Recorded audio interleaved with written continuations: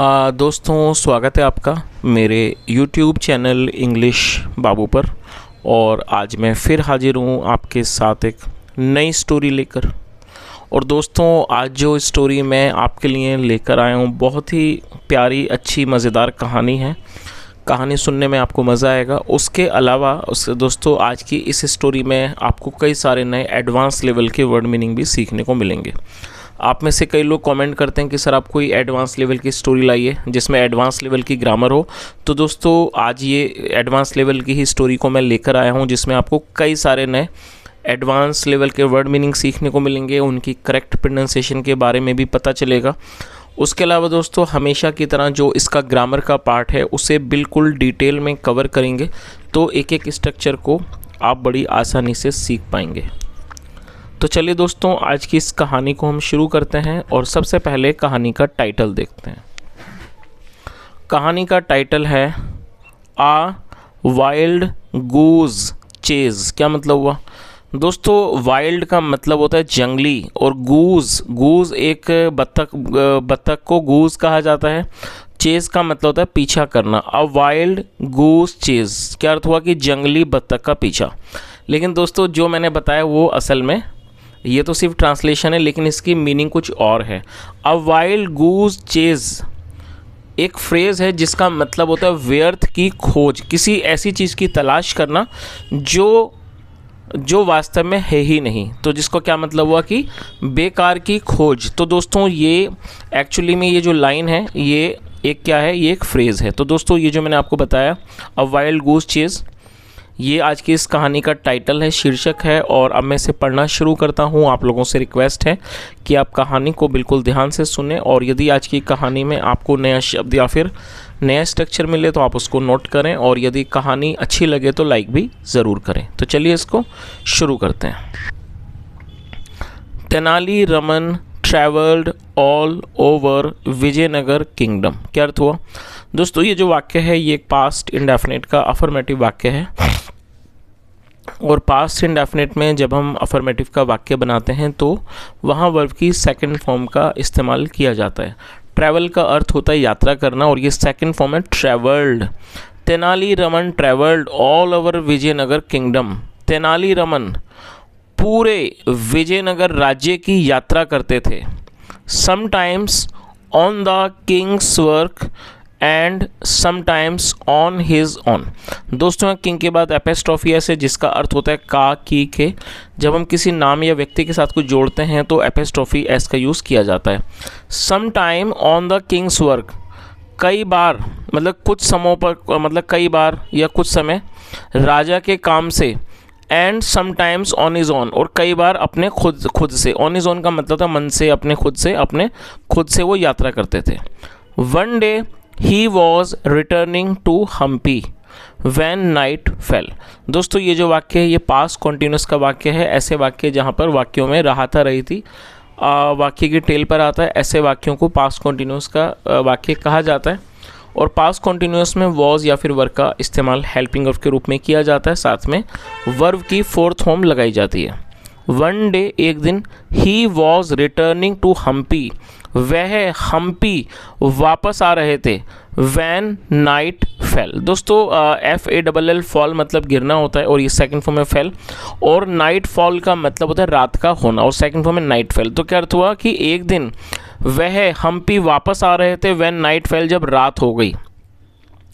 It was a cold windy night. It was a cold. और दोस्तों, आप इस चीज़ को ध्यान में रखें, जब हम कोई मौसम से जुड़े हुए सेंटेंसेस बनाएंगे तो हमें इट का यूज़ सब्जेक्ट के रूप में करना होता है। और ये एक सिंपल पास्ट का वाक्य है। सिंपल पास्ट का मतलब होता है जब हम पास्ट में कोई ऐसा वाक्य बनाएं जहां वॉज या वर्ब का इस्तेमाल हेल्पिंग वर्ब के रूप में किया जाता है, साथ में कोई भी नाउन या एडजेक्टिव को लेकर वाक्य बनाया जाता है। तो क्या अर्थ हुआ? It was a cold windy night. Windy का मतलब होता है दोस्तों हवा, विंड का मतलब हवा, और ये विंडी मतलब हवा वाली। ये एक ठंडी और हवा वाली रात थी। And rain began to fall, और जो बारिश थी वो पड़ने लगी, बारिश होने लगी। हैविली, ज़ोर से बारिश होने लगी। As he looked for a shelter, और उन्होंने, शेल्टर का मतलब होता है शरण, और कोई शरण उसे शेल्टर कहा जाता है। और उन्होंने मतलब कि शरण ढूंढी। तो पूरी लाइन का क्या अर्थ हुआ कि ये एक हवा वाली ठंडी रात थी और जो बारिश थी वो बहुत ज़ोर से होने लगी। As he looked for a shelter, और उन्होंने एक शेल्टर, शेल्टर का मतलब शरण, और उन्होंने एक शरण ढूंढी। चलिए आगे देखिए।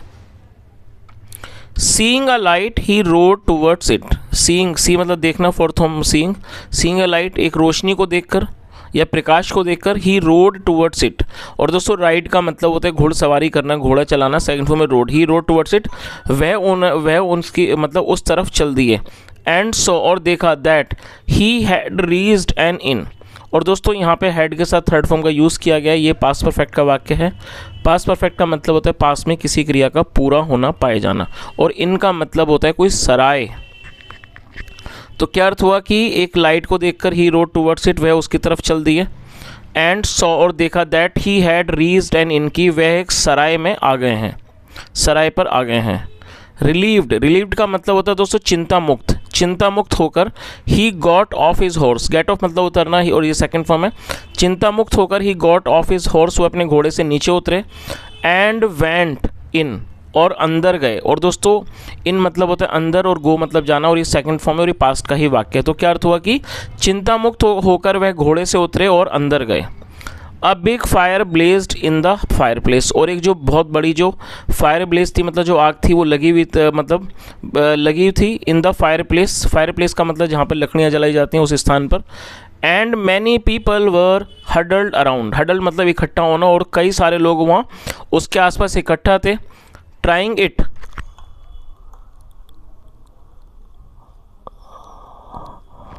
कोशिश कर रहे थे उसके आसपास, टू कीप वार्म गर्म रहने की। There seemed to be such a crowd, see मतलब लगना, प्रतीत होना, there seemed to be such a crowd, और वहाँ बहुत ज़्यादा जो क्राउड था, भीड़ जो है वो प्रतीत हो रही थी, हुई। आगे देखिए। और दोस्तों कहानी को अच्छे से समझने के लिए आप यहाँ पर इस चित्र के माध्यम से इसको समझ सकते हैं, चित्र देख सकते हैं कि यहाँ पर किस तरह से ये जो लोग हैं ये आग के आसपास बैठकर अपने आप को सेक रहे हैं और कोशिश कर रहे हैं थोड़ी गर्म रहने की। चलिए आगे देखिए। Tenaliraman was soaked to the skin and shivering with cold. और दोस्तों आप इसे नोट कर लीजिए, शिवर का मतलब होता है कांपना। जो तेनालीरामन थे वो सोक्ड टू द स्किन मतलब पूरी तरह से पानी में वो सोक्ड वो भीगे हुए थे। एंड शिवरिंग विद कोल्ड, और वो ठंड से कांप रहे थे। But there was no way he could find a place, लेकिन कोई रास्ता नहीं था। No way he could find a place, कि उन्हें कोई स्थान मिले फॉर हिमसेल्फ अपने लिए, नियर द फायर आग के पास। तो दोस्तों इस चीज़ का मतलब समझ ही आ गया होगा आपको कि जो लोग काफ़ी सारे संख्या में आग के पास बैठे थे, लेकिन तेनालीरामन के पास कोई रास्ता नहीं था मतलब कि उनको जगह मिले उस आग के पास पहुंचने की, ताकि वो भी अपने आप को थोड़ा गर्म कर सकें। आगे देखिए।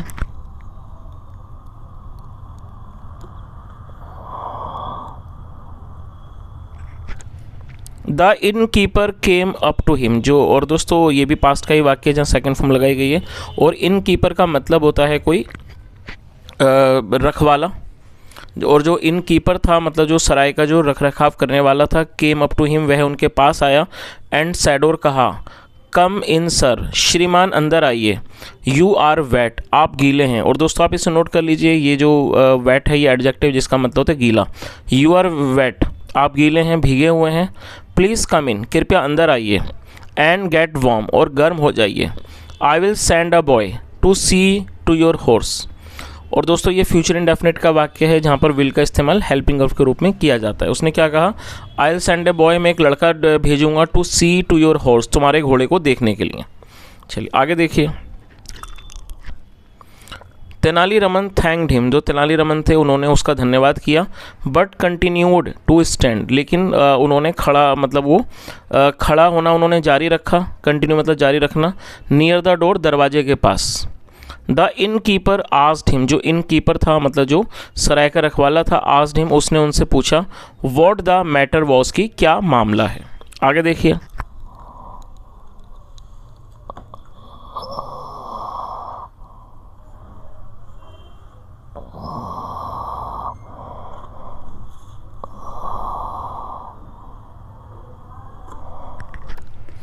I am in a bit of fix. और दोस्तों इन ए फिक्स का मतलब होता है किसी समस्या में, संकट में होना।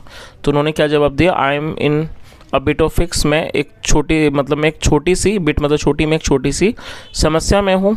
आई हैड ए पाउच विद 20 वराहस इन इट। दोस्तों ये जो वाक्य है ये एक पास्ट का पजेसिव वाक्य है। पास्ट पजेसिव का अर्थ होता है जब हम पास्ट में कोई ऐसा वाक्य बनाएं जहां ये दिखाते हैं कि पास्ट में किसी व्यक्ति के पास कुछ था, तो ऐसे वाक्यों को पास्ट पजेसिव का वाक्य कहा जाता है। और ऐसे वाक्यों में हैड का इस्तेमाल हेल्पिंग वर्ब के रूप में किया जाता है। तो उन्होंने क्या कहा, I am in A bit of a fix, मैं एक छोटी सी समस्या में हूँ। आई हैड ए पाउच, मेरे पास एक थैली थी विद 20 वराहस इन इट, जिसमें 20 वराहस थे। वराहस का मतलब होता है सोने के सिक्के, gold coins. When I came in just now, मतलब व्हेन आई केम इन, जब मैं आया, जस्ट नाउ मतलब जब मैं आया तभी मेरे पास वो थे। I found it was not in my jacket, और मैंने ये पाया कि ये मेरी अब जैकेट में नहीं है। I must have dropped it on the way, मैंने इसे अवश्य ही, ड्रॉप मतलब गिराना, मैंने इसे अवश्य ही गिरा दिया होगा। इन ऑन द वे मतलब क्या हुआ कि I must have dropped it on the way, मैंने इसे अवश्य ही, ज़रूर ही रास्ते पर गिरा दिया होगा। आई मस्ट गो बैक, मुझे अवश्य वापस जाना चाहिए। एंड लुक फॉर इट, और उसको ढूंढना चाहिए। बट लेकिन, दिस रेन, लेकिन ये बारिश। एंड ही स्टॉप्ड, और वो रुक गए। स्पीकिंग, बोलते बोलते, मतलब वो बोलते हुए रुक गए। तो दोस्तों इस चीज़ का भी मतलब आपको समझ ही आ गया होगा कि जब इन कीपर था, जो वहाँ का जो रखवाला था, उसने उनसे पूछा कि आप अंदर आइए, तो उन्होंने बोला कि मैं थोड़ी समस्या में हूँ, क्योंकि जो मेरा पास जो पाउच था, थैली थी जिसमें 20 वराहस थे, वो कहीं खो गई है। और उन्होंने क्या बताया कि वो शायद ज़रूर रास्ते में मुझसे गिरी होगी और मुझे ज़रूर वापस जाना चाहिए और उसको ढूंढना चाहिए। The man near the fire had heard him. और दोस्तों यहाँ हैड के साथ थर्ड फॉर्म है, तो ये पास्ट परफेक्ट का वाक्य है। हियर मतलब सुनना, और ये थर्ड फॉर्म है। और ये मैन का प्लूरल है। यदि एक होता है आदमी तो MAN, और प्लूरल में MEN का यूज़ किया जाता है। The man near the fire, जो लोग थे आग के आसपास, हैड हर्ड हिम, उन्होंने उसकी बात सुन ली थी, उनकी बात सुन ली थी। दे स्टूड अप क्विकली। और दोस्तों दे का मतलब होता है वे या फिर वे लोग। जब सब्जेक्ट में एक से ज़्यादा लोग होते हैं तो दे का यूज़ किया जाता है, जो कि प्लूरल नाउन है। और ये पास्ट का वाक्य है तो सेकंड फॉर्म लगाई गई है। स्टैंड अप, खड़े होना, सेकंड फॉर्म है stood up. They stood up, वे खड़े हुए। क्विकली, वे जल्दी से खड़े हुए। सर, श्रीमान, प्लीज़ कम इन, कृपया अंदर आइए। एंड सिट डाउन हेयर, और यहाँ बैठ जाइए। वी विल हेल्प यू, हम आपकी मदद करेंगे। Find your pouch of money, आपके पैसों की थैली ढूंढने में हम आपकी मदद करेंगे। You are all so kind, आप सभी बहुत दयालु हो। सेड द क्लेवर तेनालीराम, चालाक तेनालीरामन ने कहा। बट द रेन, लेकिन ये बारिश। एंड अगेन ही स्टॉप्ड, लेकिन फिर वो दोबारा रुक गए। द मैन सेड, जो आदमी थे उन्होंने कहा, it's only rain sir, sir श्रीमान ये सिर्फ बारिश है। We will find your bag, हम आपके बैग को, थैले को ढूंढेंगे। एंड ब्रिंग इट सून, और इसे जल्दी लाएंगे। And they all left to hunt for the pouch of gold. और दोस्तों ये भी पास्ट का ही वाक्य है। लीव का मतलब छोड़ना, निकलना, रवाना होना होता है, सेकंड फॉर्म में लेफ्ट। और हंट का मतलब शिकार करना होता है। उसके अलावा हंट का मतलब किसी चीज़ को बहुत ज़्यादा मतलब अच्छे तरीके से ढूंढने को भी सर्च हंट कहा जाता है। तो क्या अर्थ हुआ, and they all left to hunt for the pouch of gold, और वे सभी सोने के का जो पाउच था उसकी तलाश के लिए निकल पड़े। The in keeper looked at Tenali Raman, जो इन कीपर था, जो सराय का रखवाला था, लुक्ड एट तेनालीरामन, उसने तेनालीरामन को देखा। And gave him a big green, और उसने उनको एक बड़ी सी स्माइल, मतलब जो बड़ी सी मुस्कुराहट थी वो उसने दी। यू सर, श्रीमान, should be a great story teller, आप अवश्य ही कोई एक बड़े कहानी सुनाने वाले होंगे। कम टू द फायर, आग के पास आइए। एंड गेट ड्राई, और गर्म हो जाइए। सूख जाइए। एंड वार्म, मतलब गर्म हो जाइए और सूख जाइए और गर्म हो जाइए। Let me bring some hot milk for you, मैं आपके लिए थोड़ा गर्म दूध लाता हूँ। And Tenaliraman stretched out, stretch out का मतलब होता है अंगड़ाई लेना। जो तेनालीरामन थे उन्होंने अंगड़ाई ली। नियर द ब्लेजिंग फायर, जलती हुई आग के पास। Putting his clothes around to dry, अपने कपड़ों को उसके पास रखते हुए तो ड्राई, सुखाने के लिए। चकलिंग एट द पुअर फेलो, और चकल मतलब मुस्कुराना, हंसना, उन बेचारे लोगों पर हंसते हुए। Who would be hunting in the rain, जो बारिश में कुछ ढूंढ रहे होंगे, एंड द डार्क, और अंधेरे में, फॉर ए पाउच, उस पाउच को, दैट वॉज नॉट देयर, जो वहाँ पर नहीं था।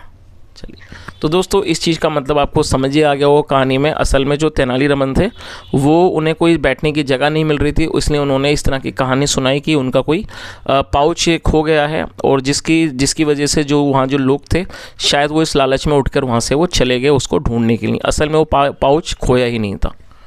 तो दोस्तों यहाँ जो तेनालीरामन थे उन्होंने अपनी प्रेजेंस ऑफ माइंड का इस्तेमाल करके उन लोगों को मूर्ख बनाया। तो दोस्तों ये आज की छोटी सी अच्छी सी कहानी थी।